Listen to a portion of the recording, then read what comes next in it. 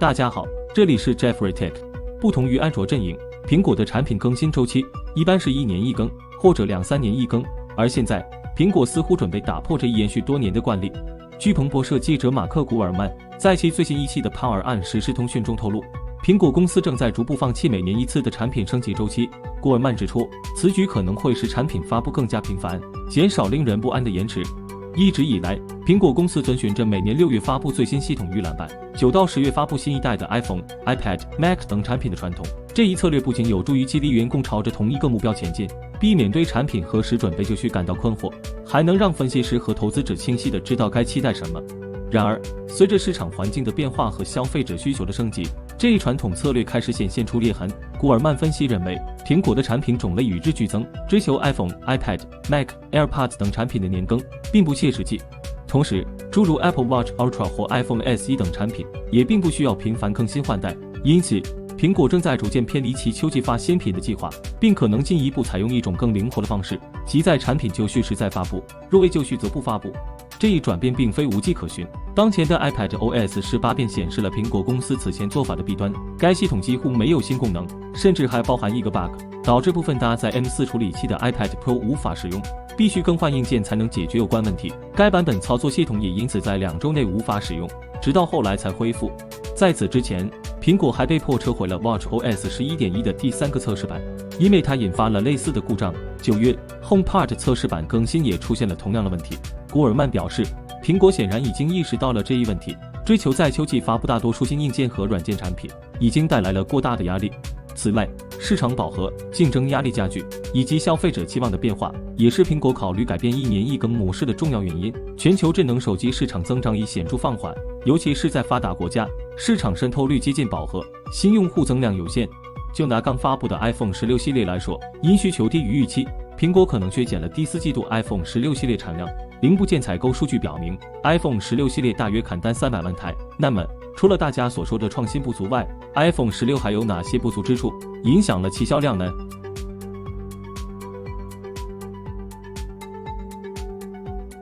这次 iPhone 16 Pro Max 在电池容量、拍摄、性能、游戏、散热方面都会很大的提升，而屏幕虽然提升到 6.9 英寸，还支持最低1米的亮度，但实际上，屏幕才是这款苹果手机最大的槽点。最近 Dixomark 对16 Pro Max 进行镜头评测，与华为 Mate 60 Pro 加并列全球第4名。这个成绩引发许多争议，因为第1名是华为 Pure 70 Ultra。最近 Dixomark 又对16 Pro Max 屏幕进行评测，而这次的评分只有150分，在全球排名17名，与三星 Z Flip 排名一样。这次 iPhone 16 Pro Max 输得很彻底，因为在屏幕规格评分方面，甚至还不如 iPhone 15 Pro 和 iPhone 15 Pro Max。这2款去年发布的苹果手机屏幕评分为154分，排在12名，可见大家吐槽苹果挤牙膏是一点都没有说错。来看看投机构对于16 Pro Max 具体评价吧。16 Pro Max 这次配备 6.9 寸 OLED 面板，屏幕占比为 92.3%， 分辨率为2686×1320，像素密度为460 ppi， 刷新率为120赫兹，长宽比为 19.5:9。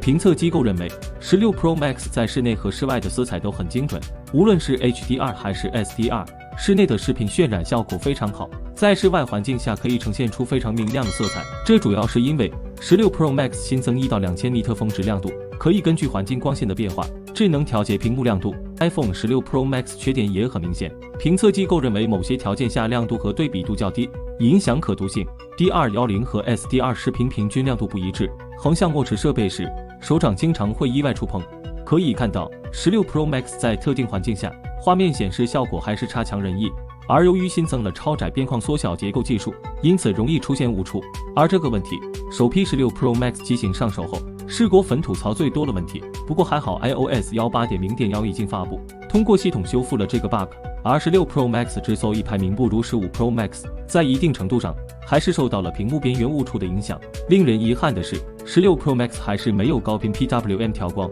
而且峰值亮度相比其他手机还是稍逊一筹。但有项规格 ，iPhone 16 Pro Max 升级力度确实太小了，那就是屏幕分辨率。可以看到，过去5代苹果超大杯机型分辨率几乎没有太大的变化，依旧是 1.5K 屏。而苹果手机采用 1.5K 屏就合理。之前爆出华为 Mate 70系列配备 1.5K 屏，就被大家吐槽太落后。Jeffrey 有点搞不明白，这是什么逻辑？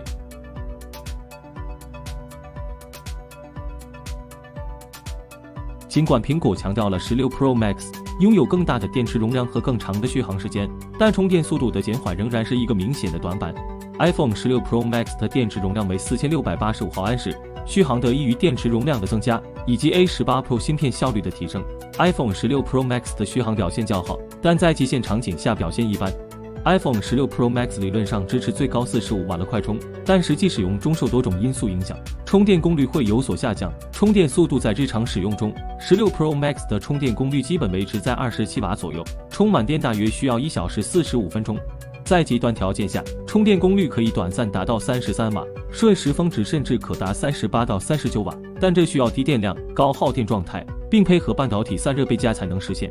有网友表示，16 Pro Max 30分钟充电60%，充满需要110分钟，完全充满不进电需要123分钟，这个就像是一个世纪笑话。16 Pro Max 现在日常续航，在室内22到24度的情况下，看评测能超过10个小时，这个超级强了吧？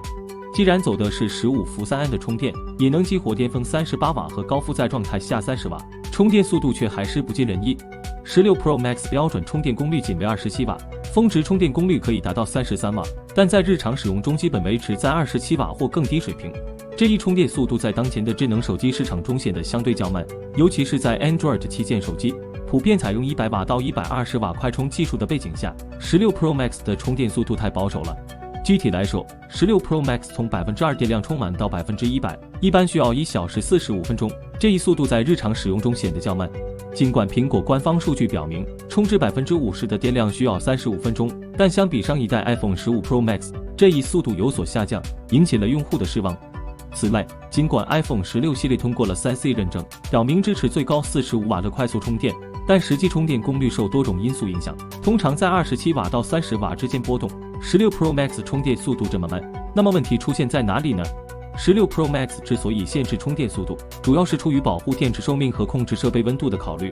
这款手机在低电量情况下使用时，可能会出现高电流放电的情况，这对锂电池的健康不利。科学研究表明，高速充电和放电会对锂电池造成长期损害，导致电池容量减少和内阻增加。此外 ，iPhone 16 Pro Max 采用了15伏3安的充电方案，理论上能够达到38瓦的峰值功率，但在高负载状态下，也只能维持30瓦左右的功率。这意味着，即使硬件支持更高的充电速度，但由于散热系统的限制 ，iOS 系统会选择主动降低充电功率，以防设备过热。这样一来，既能保证用户体验，又能延长电池使用寿命。因此，尽管电池容量增大，充电速度却没有显著提升原因。